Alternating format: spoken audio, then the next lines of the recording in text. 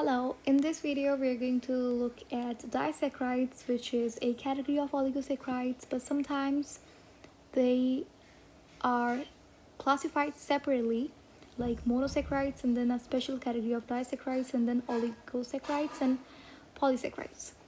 Anyway, so disaccharides are formed when two monosaccharides or two sugar molecules combine together, while if we talk about oligosaccharides, they are formed when 2 to 10 monosaccharides combine together.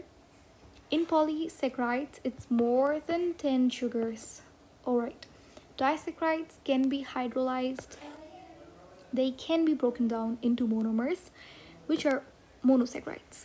For example, this is a disaccharides. This is a disaccharide. Okay, so if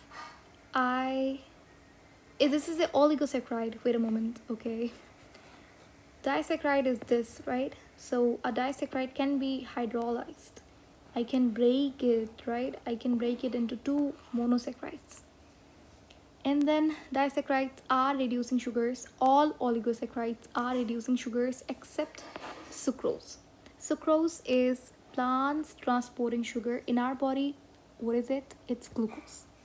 Glucose is stored in as glycogen. So sucrose is in plant's body. Sucrose is stored as, I hope you answered it, it's starch. As we know that all carbohydrates have a bond called the glycosidic linkage or glycosidic bond, so the same goes for disaccharides.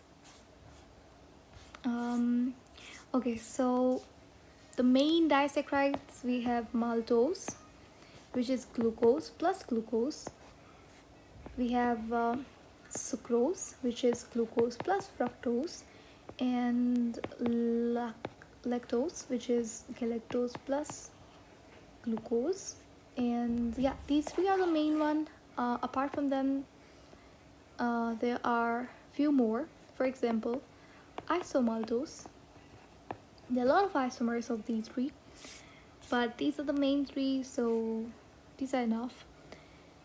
So maltose is formed when a glucose combined with a glucose. So how the bond is formed? Okay, the breaking of bond is your hydrolysis, and when a bond is formed, it's condensation. So to form a glycosidic bond, you need to remove water.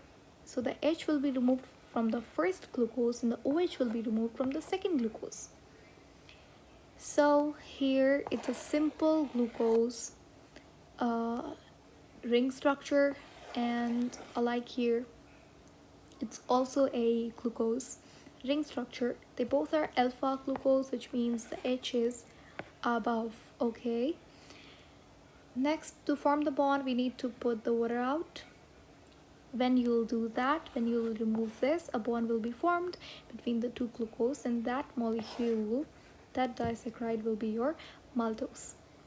Now the bond which is formed between both of these glucose molecules is called alpha 1,4 glycosidic bond.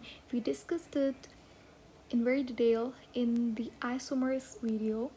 So it's alpha because they both are alpha glucose. In maltose, there will always be alpha glucose. There can't be any beta glucose here.